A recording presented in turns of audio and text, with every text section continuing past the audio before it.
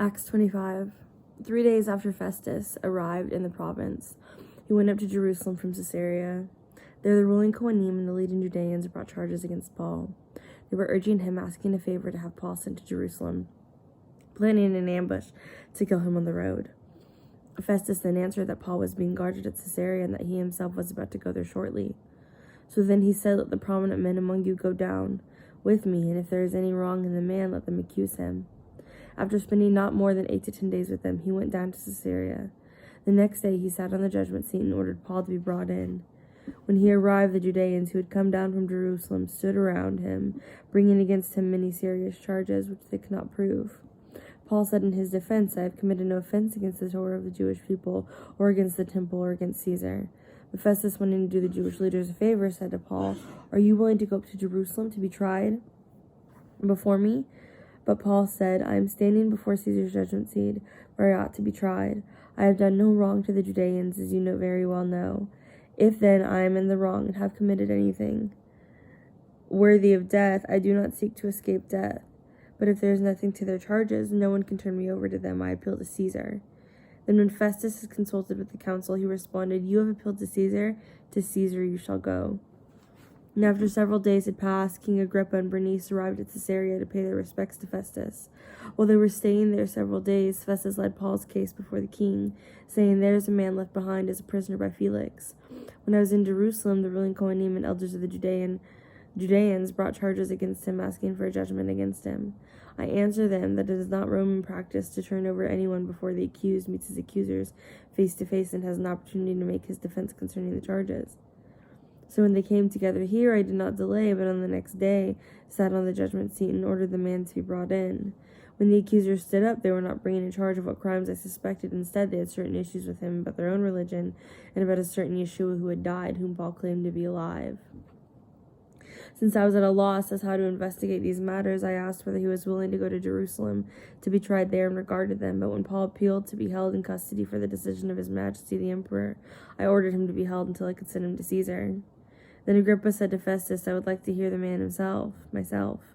Tomorrow," he said, "you shall hear him." So on the next day, Agrippa and Bernice came with great pageantry. They entered the audience hall with the commanders and the most prominent men of the city. Then at the order of Festus, Paul was brought in, and Festus said, "King Agrippa and all priests present with us, you see this man, about whom the whole Judean population petitioned me both in Jerusalem and here, shouting out that he ought not to live any longer. But I found that he had done nothing deserving of death. And when he himself appealed to His Majesty and Emperor, I decided to send him. Yet I have nothing specific to write to my lord about him. Therefore, I have brought him before you. And especially before you, King Agrippa, so that after the investigations has taken place, I might have something to write. For it seems illogical to me when sending a prisoner not to report also to the charges against him." Acts 26. Agrippa said to Paul, "It is permanent for you to speak to yourself." Then Paul stretched out his hand and began his defense. "Concerning all that I am accused out of by the Judean leaders, I consider myself fortunate, King Agrippa, that it is before you that I am about to make my defense today, since you are especially knowledgeable about all Jewish customs and issues. Therefore I beg you to listen patiently to me. Now all the Jewish people have known my manner of life ever since my youth, starting from the beginning in my own nation and also in Jerusalem. They have known about me for a long time. If they are willing to testify that according to the strictest sect of our religion, I lived as a Pharisee, yet now I stand here being judged for the hope and the promise made by God to our fathers. It is the promise that our 12 tribes hope to attain, as they earnestly worship night and day, and for this hope I am accused by Jewish people, O King. Why is it judged incredible by any of you that God raises the dead? In fact, I myself thought it was necessary to do many things in opposition to the name of Yeshua Nazarati, and that it is what I did in Jerusalem. Not only did I lock up many of the Kedoshim in prisons by the authority I received from the ruling Kohanim, but I cast my vote against them when they were being condemned to death. I tried to cause them to blaspheme by punishing them often in the synagogues. In furious rages against them, I persecuted them even in foreign cities. While journeying to Damascus with the authority and commission of the ruling Kohanim, at midday, O King, I saw on the road a light from heaven, brighter than the sun, shining around me and those traveling with me. When we had all fallen to the ground, I heard a voice saying to me in Aramaic, 'Saul, Saul, why are you persecuting me? It is hard for you to kick against the goads.' Then I said, 'Who are you, Lord?' And the Lord said, 'I am Yeshua, whom you are persecuting. But get up and stand on your feet, for I have appeared to you for this purpose, to appoint you as a servant and witness to the things that you have seen, as well as to the things that will yet reveal to you. I will rescue you from your own people and from the Gentiles to whom I am sending you. To open their eyes so that they may turn from darkness to light and from the power of Satan to God, that they may receive release from sins, as well as a place among those who are made holy through me, through trusting in me.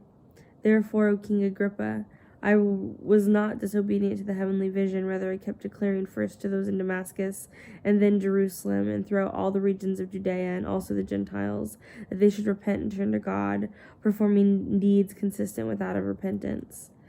For this reason, some Judeans seized me in the temple and tried to put me to death. Since I have God's help to this day, I have stood here testifying, in small and great. To both small and great, I am saying nothing about what the prophets and Moses had said was going to happen, and the Messiah was to suffer, and that being first to rise from the dead, he would proclaim light both to our people and to the nations. As Paul was thus making his defense, Festus says with a loud voice, "You're crazy, Paul. Your great learning is driving you insane." But Paul declares, "I am not insane, most noble Festus. Rather, I am speaking the sober truth, for the king knows about these things, and I speak freely to him, since I am convinced that none of these things escape his notice. For this was not done in a corner. King Agrippa, do you believe the prophets? I know that you do believe." Agrippa said to Paul, "In a short time you are trying to persuade me to be messianic." And Paul said, "Whether short or long, I would pray that God not only you, but all who hear me today would be such as I am, except for these chains." Then the king stood up, as well as the governor Bernice, and those sitting with them, talking among themselves, saying, "This man is doing nothing deserving of death or chains."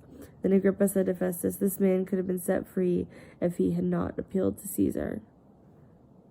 Acts 27. When it was decided that we should sail for Italy, they handed Paul and some other prisoners over to a centurion named Julius of the Augustan cohort. So we boarded a ship from Adramyttium, which was about to sail to the ports along the coast of Asia, and we set out to sea, accompanied by Aristarchus, a Macedonian from Thessalonica. The next day we sat down at Sidon, and Julius, treating Paul kindly, let him go to his friends to receive care. Setting out to sea from there, we sailed under the shelter of Cyprus, because the winds were against us. When we had sailed across the open sea along the coast of Cilicia and Pamphylia, we came down to Myra and Lycia. There the centurion found a ship from Alexandria sailing for Italy, and put us on board. Sailing slowly for a number of days, the difficulty we made it to Cnidus. As the wind did not allow us to go further, we sailed under the shelter of Crete off Salmone. Coasting along it with difficulty, we came to a place called Fair Havens, near the city of Lycia. Since considerable time had passed and the voyage was already dangerous because the fast had already gone by, Paul kept warning them and telling them, "Men, I can see that the voyage is about to end in disaster and great loss, not only of the cargo in the ship, but also our lives." But the centurion was persuaded more by the pilot and the captain of the ship than by what Paul had said. And because the harbor was unsuitable for wintering, the majority reached a decision to set out to sea from there, if somehow they might reach Phoenix, a harbor of Crete facing the north and southeast, and spending the winter there. When the south wind blew gently, supposing they had obtained their purpose, they raised the anchor and started coasting along the shore by Crete. But before long, a hurricane-force wind called the northeaster swept down from the island. When the ship was caught and could not face into the wind, we gave way to it, and were driven along. As we ran under the shelter of a small land called Cauda, we barely were able to get control of the dinghy. When the crew had hoisted it up, they made use of ropes to undergrip the ship. Then, fearing they might run against or ground on the Syrtis, they let down the anchor, and so we were driven along.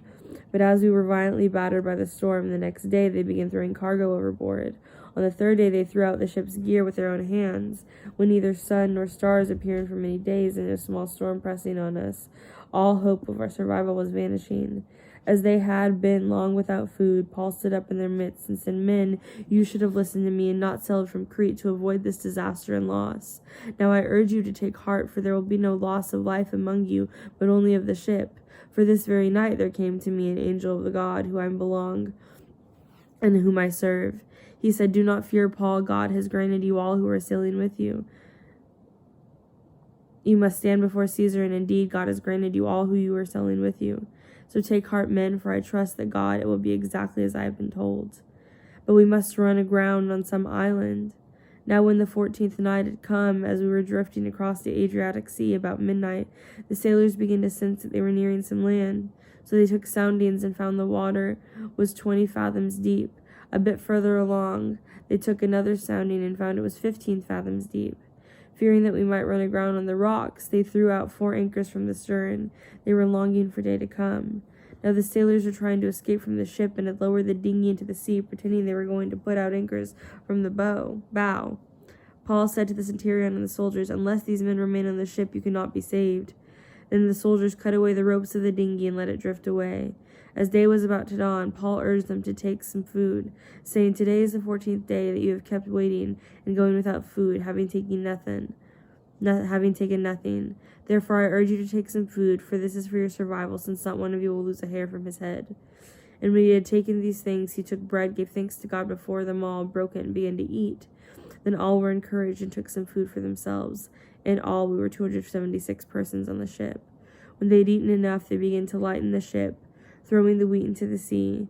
Then when daylight came, they did not recognize the land, but they noticed a bay with a beach, where they planned to run the ship aground if they could.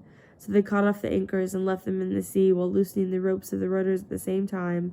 Then hoisting the forward sail to the wind, they made for the beach. But they struck a sandbar between the seas and ran the ship aground.